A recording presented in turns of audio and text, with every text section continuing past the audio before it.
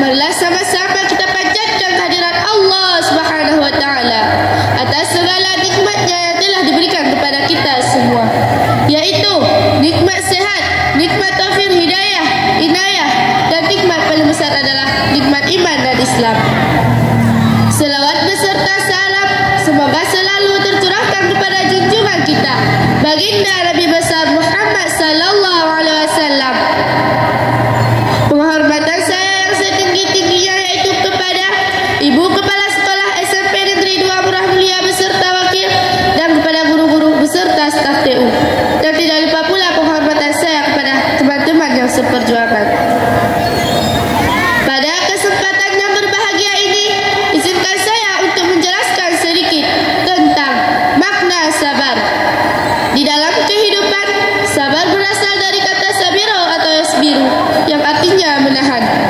Menurut istilah, sabar menahan diri dari kesusahan dan menyikapinya sesuai syariah, menjaga lisan dan celaan, dan menahan anggota badan dari perbuatan dosa. Sabar adalah pilar kebahagiaan seorang hamba, karena dengan sabar seseorang akan menahan diri dari kemaksiatan dan konsisten menjalankan ketaatan dan tabah dalam menghadapi berbagai cobaan. Sabar banyak disinggung dalam Al-Quran, seperti firman Allah surah Al-Baqarah ayat 153 yaitu A'udzu billahi minasyaitonir rajim. Bismillahirrahmanirrahim. Ya ayyuhalladzina amanu ista'inu bis-sabri was-salah. Innallaha ma'as sabirin. Artinya, dalam ayat tersebut Allah menjelaskan kepada orang-orang yang beriman bahwa Allah selalu bersama mereka yang sabar dan salat sebagai penolong.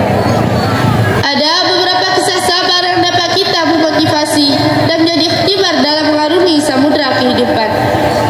Contoh, kisah Nabi Ayub yang Allah uji keimanannya dengan harta, istri, anak, dan penyakit di badannya, tetapi ia tetap sabar.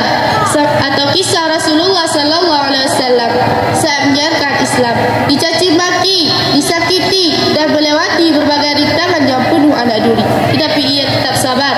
Sampai kisah sahabat fenomenal Abu Kilabah, seorang laki-laki tua yang cacat kedua tangannya dan kakinya, buta matanya dan kurang pendengarannya, tetapi ia tetap ikhlas dan sabar atas ketentuan yang Allah berikan kepadanya.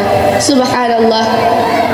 Teman-teman sekalian, kita dapat simpulkan bahwa sabar itu ada 3. Yang pertama, sabar dengan taat.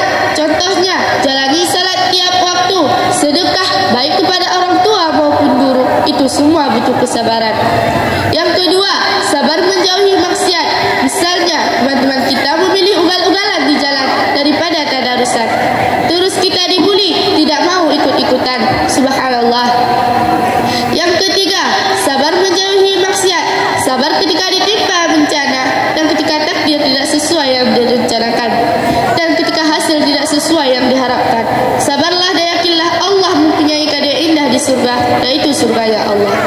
Teman-teman, yakinlah selalu ada jalan ketika kita sabar dalam menghadapi berbagai cobaan dan musibah yang menimpa diri kita. Oleh sebab itu, marilah kita menjadi pribadi yang senantiasa bersabar dan hidup pun senang. Inti dari pidato ini adalah Allah menjanjikan kedudukan yang tinggi di surga bagi hamba-hambanya yang bersabar.